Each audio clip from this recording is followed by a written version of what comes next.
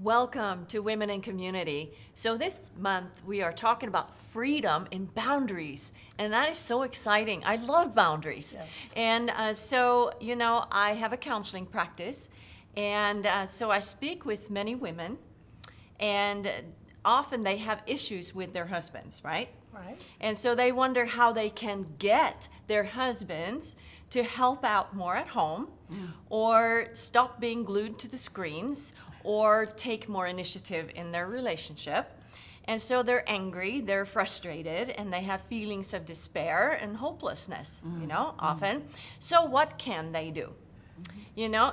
Are they supposed to set boundaries, or put their foot down and be firm, or threaten to separate, or what? So we're going to answer that here in a second. But first, let me talk just briefly about what boundaries are. Of course, many of you are, I'm sure, familiar with the book Boundaries by Drs. Henry Cloud and John Townsend. And so they give the wonderful illustration of the backyard and the fence around the backyard, which shows us what we own, right? Right. But it also shows us what we're responsible for. So I cannot knock on my neighbor's door and ask them to mow my lawn, unless it's like super emergency. They would really look weird at me if I did that, right? Yeah. And I can't jump over into their backyard and decide, hey, I think I want to plant some flowers over in this corner. I think that would cause a really strained relationship. Yes. Yeah, and so when it comes to backyards and fences, that's probably pretty easy to understand. But when it comes to relationships, it's a little more blurry. And so what, per se, is in our backyard, And so we have things like feelings, behavior, thoughts, words, opinions, happiness. Yes. Yes. And values, which I will be talking about in the very last week of March, limits, priorities, talents, and desires. So, do you know that all of those fall within our responsibility as adults? And they are not even God's responsibility.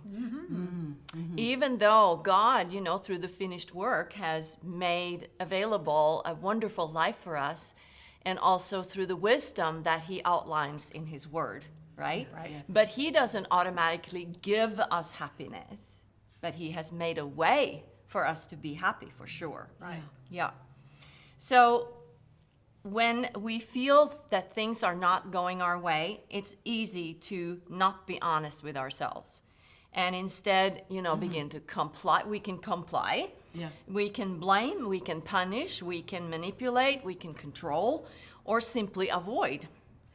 Instead of taking responsibility for our own feelings. So the truth is that taking appropriate responsibility for our lives leads us to the most fulfilling life and freedom. Yes. Woohoo!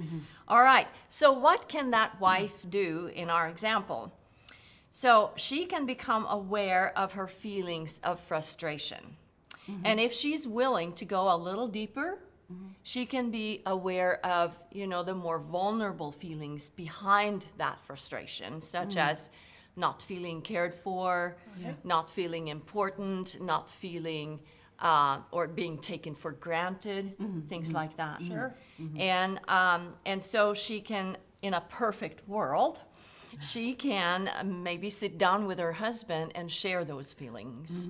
And also in a perfect world, if the husband has some sense, he would be willing to listen to his wife, Right. especially when it's without accusation and blame, right? Yeah.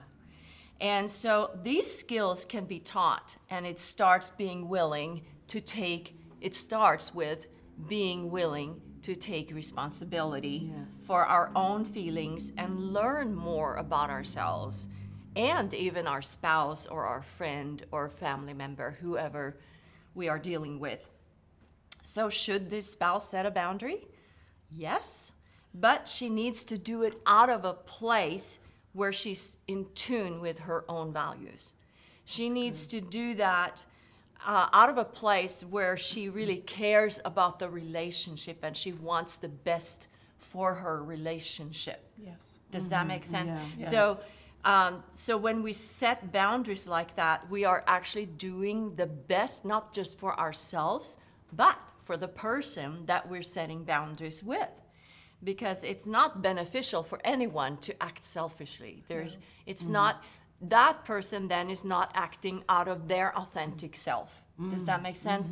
And that is always bondage, and we're after freedom. Yes. So boundaries towards others done in an authentic and loving way, it always gives other people the opportunity to recognize that they are operating out of a less authentic part of themselves. They're fear-driven, or there's selfishness. And see, when we operate out of genuine care and compassion, we are in touch with our real self. You know, that heart part of us where God lives. Yes. And our true desires. And so it's all about, living out of that place, and that is true freedom. And boundaries is a very vital part of that. And so I'm excited about continuing this series, and we're going to hear from Betsy and Paula, and it's going to be awesome. So please stay tuned and just think about, when you are irritated the next time, think about, what is that more vulnerable feeling behind that? So see you next time.